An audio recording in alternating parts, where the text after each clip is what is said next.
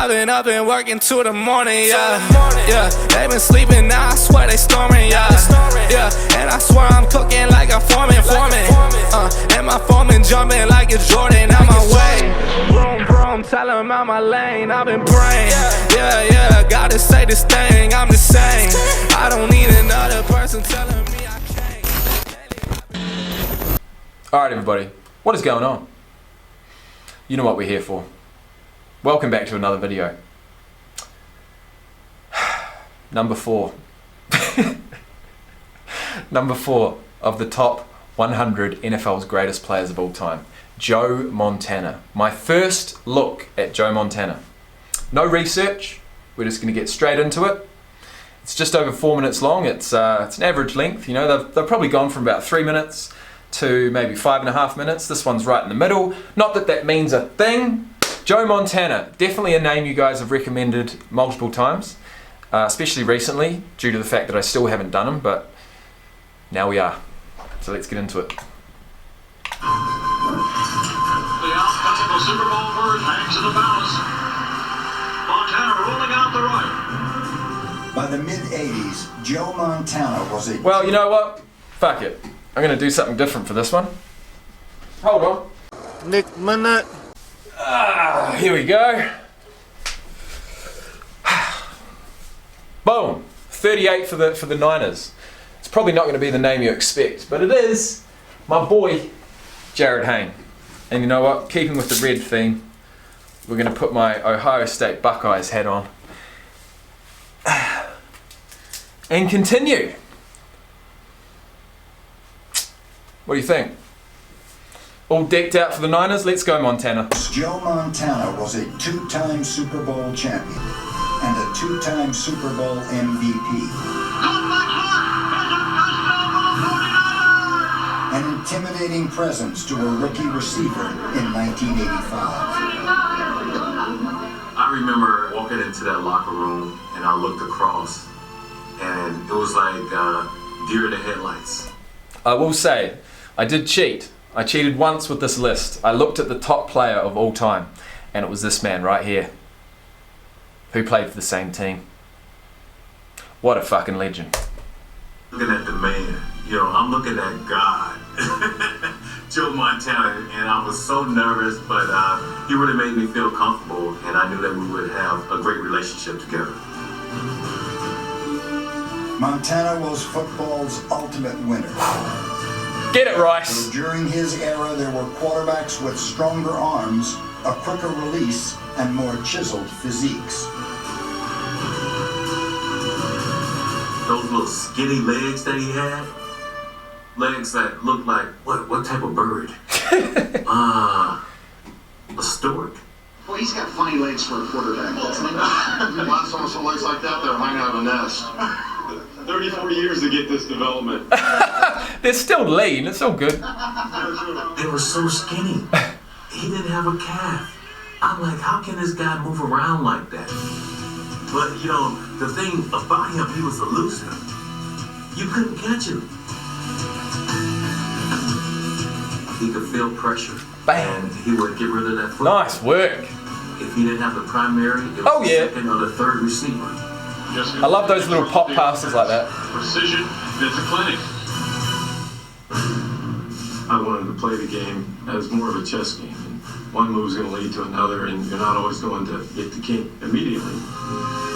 4-yard here, 5-yard there, 10-yard here is as wearing, if not more, on a defense than 170-yard touchdown. And that was more my style than anything.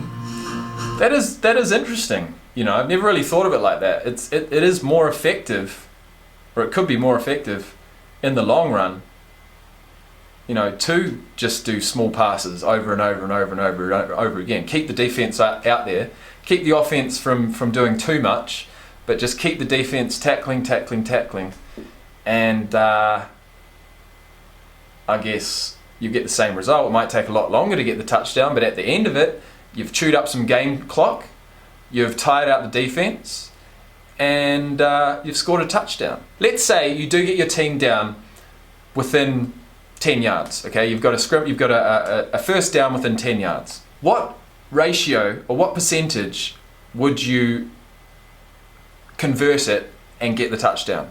It's got to be high. What kind of move would you do? Or would you take a field goal? If you're thinking, nah, it's not going to happen, the defense is too good, would you take a field goal? I have no idea. I guess it depends what, stage of the game you're in.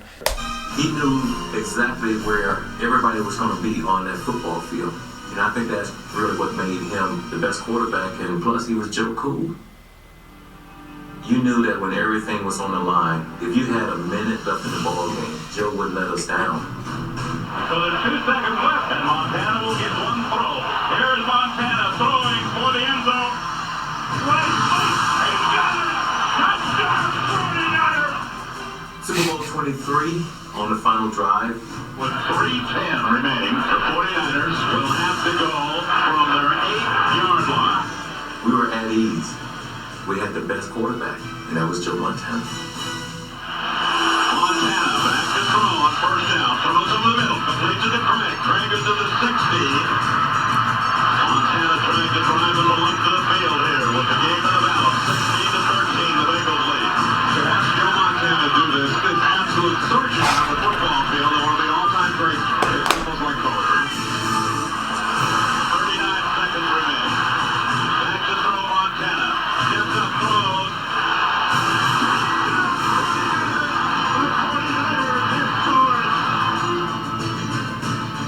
Montana played in 4 Super Bowls and won them all. In those 4 victories, he threw 11 touchdowns and no interceptions. He is the only 3-time Super Bowl MVP. There may have been passers more imposing physically and more impressive statistically, but no big game quarterback was more awe-inspiring. I think the greatest quarterback that ever put on football cleats is 2 words: Joe Montana.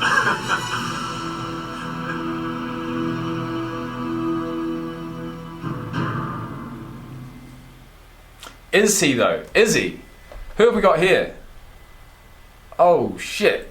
Okay, yeah, he is the top quarterback. Because we've got Lawrence Taylor, number 3, number 2, Jim Brown, and number 1, Jerry Rice. Wow. What a player. What an absolute legend. 4 Super Bowls, 4 wins, and not a single interception thrown in any of those games. That's the kind of player you want. Let's have a look.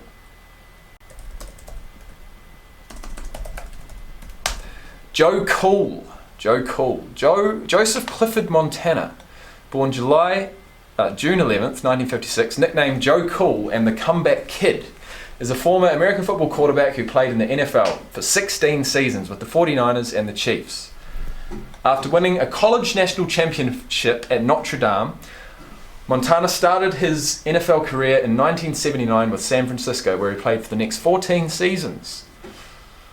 Why did he go to the Chiefs, I wonder?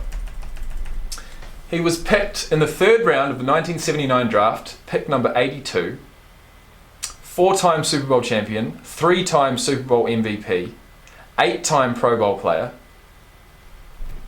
and a few other things. Now, what do we got here? Controversial departure. The 49ers looked forward to becoming the first NFL team to win 3 consecutive Super Bowls as they moved through the playoffs to the NFC Championship game to face the New York Giants. The 49ers defense was able to hold the Giants without a touchdown, but the tide of the game changed when Montana was sacked by Leonard Marshall while rolling out of the quarterback pocket. He was injured and left the game, which the Giants won, 15-13. It would be Montana's next to last appearance in a 49er uniform, which means his second to last. Montana missed the entire 91 season and most of the 92 season with an elbow injury sustained during the 91 preseason. An elbow injury? Ugh, it doesn't sound too good. In the final game of the 1992 regular season, a Monday Night Football matchup against the Lions, Montana stepped in and played the entire second half. Despite missing nearly 2 full seasons, he proved to be very effective, sealing the victory with insurance points. By this time, however, Steve Young had established himself as a starter and took over for the playoffs. It was Young to Rice, wasn't it? Young to Rice, Young to Rice. Though it was not known at the time, Montana would not see another snap in a 49er uniform.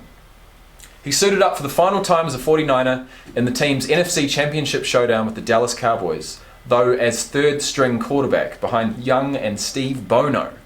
With Montana healthy and ready to play, a quarterback controversy soon emerged. Steve Young had proven his effectiveness in the 2 years he played while Montana was injured, and many fans and players alike felt that they had made the transition to Steve Young. Furthermore, Young did not want to play if he was only used as a backup. But there was also strong sentiment that Montana was the face of the franchise, and it would be right for him to remain so.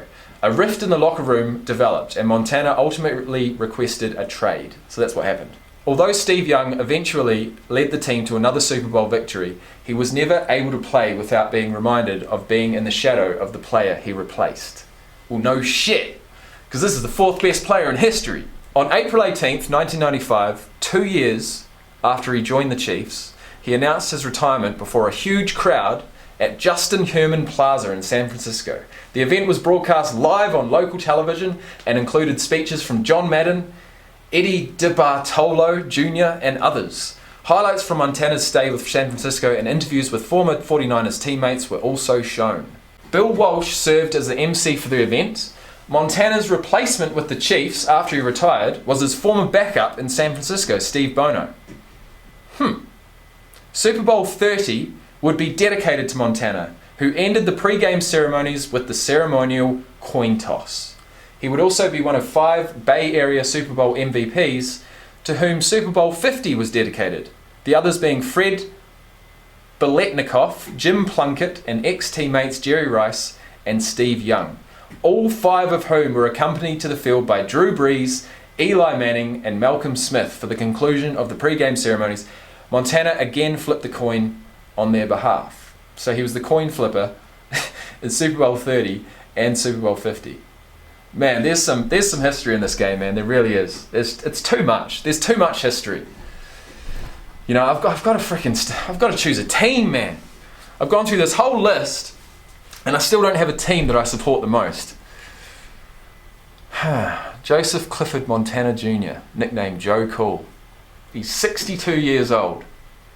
6'2" he was, with some skinny ass legs. Anyways, guys, that's enough of that. That was Joe Montana, my first ever look, and probably not my last, although, you know what? The next big mission I've got is waiting for midway through next year when the top 100 players of 2019 comes out. Yeah, that'll be good. I actually can't wait to do it. You know, I've thought, fuck, this thing's taken so long. It's taken so long to get through this list, but thinking about watching another top 100 list when the 2019 version comes out, I can't wait already. I can't wait to see it. So I guess, having not really followed a lot of the current season, it's not going to be the end of the world because I can always watch that series and get up to date. And I fucking hate my haircut at the moment. So look, don't look at my haircut, don't judge me, but if you have liked this video, as always, hit the like button. If you want to subscribe, please do. I'll be back here for number 3, Lawrence Taylor, very soon. So I'll see you then. Peace out.